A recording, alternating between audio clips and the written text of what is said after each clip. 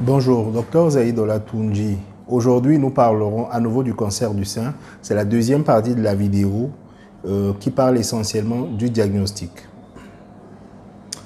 Le plus souvent, il va s'agir d'une femme qui va voir l'apparition d'une boule au niveau des seins.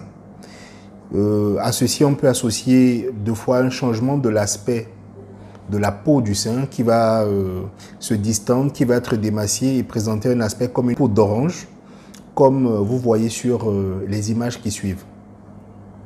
Il peut s'agir carrément d'un sein qui va devenir inflammatoire, qui va prendre l'aspect d'une infection.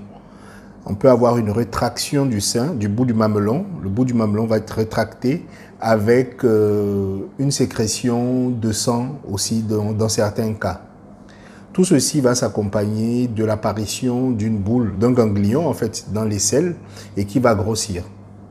Devant ces signes, la patiente va consulter. Certaines patientes vont le faire très tôt, malheureusement d'autres le feront tard. Et ça pourrait aboutir sur des seins qui soient carrément pas jolis à voir, comme sur les images que vous avez complètement délabrées ou avec l'aspect d'une plaie ouverte. Le médecin, qu'est-ce qu'il va faire? Il va vous examiner et il va demander essentiellement deux examens. L'échographie du sein et une mammographie. Les deux examens sont différents et chacun va donner un certain nombre d'informations d'imagerie en fait. Mais cela ne suffira pas. Pour pouvoir affirmer le diagnostic, il va falloir faire ce qu'on appelle une biopsie. C'est-à-dire qu'on va prélever un morceau de la boule qu'on va envoyer chez le spécialiste qu'on appelle l'anatomopathologiste et qui va analyser ces cellules au microscope et qui pourra nous dire, en réalité il est le seul à nous dire, cette boule que vous avez est de tel type. C'est un cancer ou c'est une tumeur bénigne. Dans le cas précis, on dira c'est un cancer. Maintenant, on sait ce que la patiente a avec certitude. Au-delà de ça, une fois qu'on connaît le mal, il faut évaluer l'étendue du mal.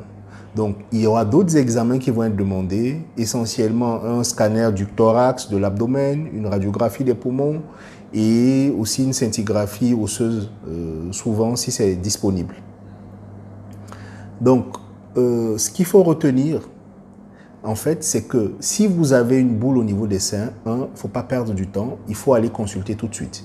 Si vous avez une anomalie au niveau des seins, allez voir votre médecin tout de suite. Le deuxième message, c'est que les examens sont nombreux et ils coûtent cher. Les patients disent souvent dans ces cas, ça fait 2 mois qu'on me prescrit des examens et on ne m'a pas prescrit de médicaments. Pour pouvoir traiter efficacement, encore que dans le cancer c'est difficile quand il est déjà avancé, il faut pouvoir faire la preuve du cancer et pouvoir évaluer son étendue. C'est seulement après ça que le cancérologue et son équipe pourront décider d'une stratégie. L'autre élément important, c'est que si vous avez une boule au niveau des seins et qu'un médecin ou n'importe qui vous dit oui c'est bon, on va vous l'enlever alors que vous n'avez pas fait de biopsie, refusez, allez voir un autre médecin. On n'a pas le droit de toucher à une boule dans le sein si on n'a pas de biopsie. Parce que la technique utilisée va dépendre de la nature de ce que vous avez. Et ça, vous devez le savoir. Si on vous le demande, fuyez. Je vais m'arrêter là. Dans la dernière vidéo, on dira un mot du traitement et nous parlerons un peu du dépistage. Merci, prenez soin de vous.